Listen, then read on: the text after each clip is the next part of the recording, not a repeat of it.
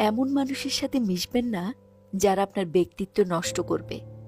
ব্যক্তিত্ব মানুষের অন্যতম মূল্যবান সম্পদ, তবে কিছু মানুষের সাথে চলাফেরা আপনার এই সম্পদকে ধ্বংস করে দিতে পারে।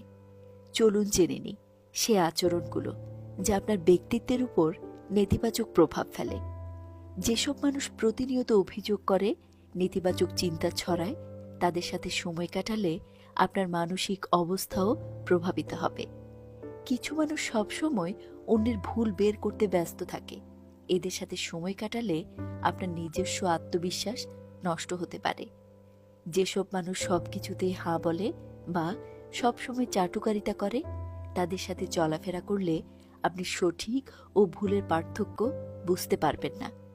যেসব মানুষ আপনার লক্ষ্য ও স্বপ্নের মূল্য দেয় না এবং আপনার সময় নষ্ট করে, তাদের এড়িয়ে চলুন।